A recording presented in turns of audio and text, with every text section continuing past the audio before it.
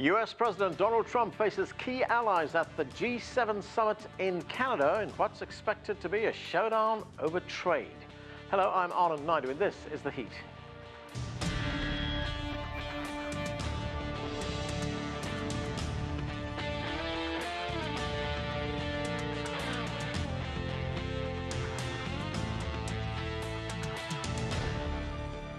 U.S. trade disputes with the European Union and Canada take centre stage at the G7 summit in Charlevoix, Canada. It's the first time world leaders are meeting face-to-face with U.S. President Donald Trump after he imposed steep tariffs on their steel and aluminium industries.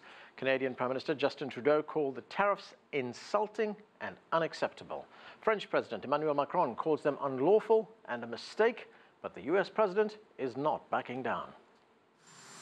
All of these countries have been taking advantage of the United States on trade. We have massive trade deficits with almost every country. We will straighten that out. And I'll tell you what, it's what I do. It won't even be hard. And in the end, we'll all get along. CGTN's Roee Ruttenberg is covering the G7 summit and joins us now from Quebec City. Roee, how are the leaders getting along? And more importantly, what do they hope to accomplish at this summit?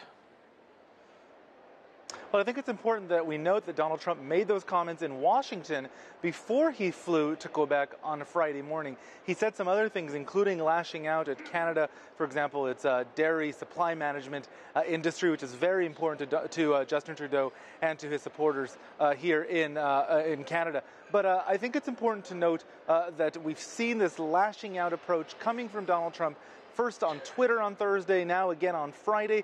And the message from leaders like Justin Trudeau and the French President Emmanuel Macron has been one that the G7 must be unified in its approach against Donald Trump's trade behaviors. These leaders were angry over these tariffs that the U.S. imposed announced last week on steel and aluminum, 25% and 10% respectively. They've threatened retaliatory measures dollar for dollar. And let me let you know a little bit about their strategy. I know we like all props here.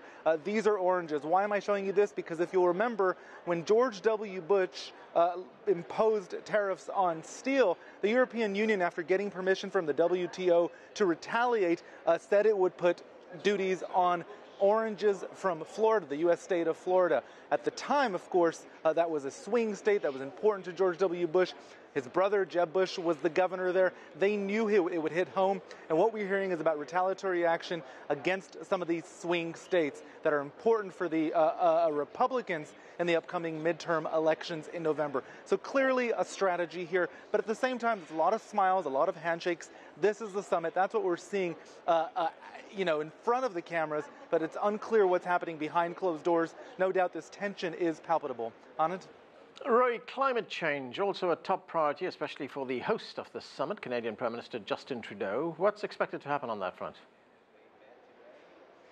Well, that's right. And if you recall, last year, they weren't able to include climate change in their communique, the final communique in Italy, because the U.S. didn't want to sign off on climate change. And of course, 3 days later, Donald Trump announced that he's withdrawing the U.S. from the Paris agreement on climate change, a move that really angered the French. Emmanuel Macron still hasn't let that go. And of course, here we're seeing climate change on the agenda, things like oceans, the environment. This will be part of the talks on the second day. Now, interestingly enough, the White House confirmed on Thursday that Donald Trump will leave on Saturday at about 10:30 in the morning, which means that he'll be here for discussions about things like women's empowerment, but he's leaving before these uncomfortable talks that he doesn't like about climate change.